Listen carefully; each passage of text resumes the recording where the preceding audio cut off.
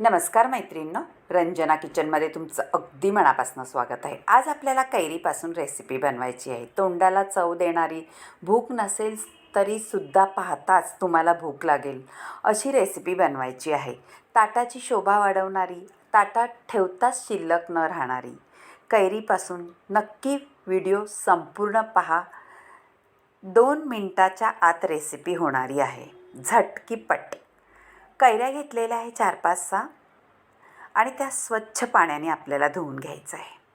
पहा मैत्रिणींनो, अगदी सोपी सरळ रेसिपी आहे, पण तेवढीच आपल्या तोंडाला चव देणारी आहे। छान असे कैऱ्या धुवून घ्यायच्या आहेत आपल्याला आणि नंतर आपल्याला त्यापासून रेसिपी बनवायची आहे। आता कैऱ्या धुवून घेतल्यानंतर आपल्याला किसून घ्यायच्या आहेत। मैत्रिणींनो, कैरी म्हटलं का नक्कीच तोंडाला पाणी सुटतं सगळ्यांच्यात। पण अशी रेसिपी बनवून बघितली तर 2 चपात्या काय 2 भाकऱ्यासुद्धा जास्त खाल। आता किसून झालेली आहे, आता त्यापासून आपण रेसिपी बनवू। त्याकरता घेतलेले आहे मी कोथिंबीर भरपूर, एक कैरी आहे, परत ती वरून आपल्याला टाकायची आहे, गूळ, आलं, मिरच्या, खोबरं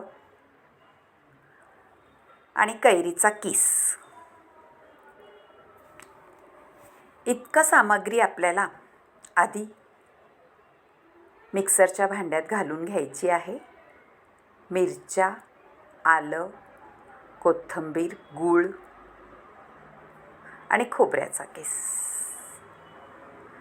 छान आधी लसूणही घालायचा आहे, थोड्याशा 5-6 पाकळ्या। गावरान आहे, छोटा लसूण आहे, त्यामुळे सुगंध अप्रतिम येतो मैत्रिणी त्याचा। आता कोथिंबीर आणि हे घालून मिरच्या वगैरे पहिलं थोडं वाटून घ्यायचं आणि नंतर त्याच्यात खोबऱ्याचा किस घालायचा। तुमच्याकडं मोठं भांडं असलं तर एकत्रसुद्धा वाटून घेऊ शकता। आता मीठ घालून घ्यायचं आहे चवीनुसार, गुळही घालायचा आहे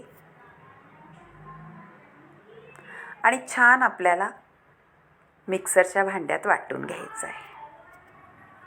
झालेलं आहे पहा। आता आपण एका बाउलमध्ये काढून घेऊ आणि जेवताना तोंडी लावायला घेऊ शकू। मैत्रिणींनो, ही चटणी कैरीची तुम्ही ब्रेडबरोबर सुद्धा खाऊ शकता, चपातीबरोबर खाऊ शकता, तोंडी लावायला घेऊ शकता किंवा भाकरीसोबत तर अप्रतिमच लागतो हा ठेचा कैरीचा। नक्की करून पहा आणि रंजना किचनला लाईक करा, शेअर करा, कमेंट करायला विसरू नका आणि सबस्क्राईब करा। बाय मैत्रिणींनो, भेटूया अशाच नवनवीन रेसिपीमध्ये। तोपर्यंत छान कैरीची चटपट रेसिपी, तोंडाला पाणी सुटणारी। बाय बाय, भेटूया अशाच नवनवीन रेसिपीमध्ये। तोपर्यंत छान आपल्या कैरीची रेसिपी नक्की ट्राय करा आणि कमेंटमध्ये कळवा कशी झाली। बाय बाय, भेटूया आता पुढच्या रेसिपीमध्ये। तोपर्यंत कैरीची चटणीचा स्वाद घ्या आणि रंजना किचनला लाईक करा, शेअर करा, कमेंट करायला विसरू नका आणि सबस्क्राईब करा।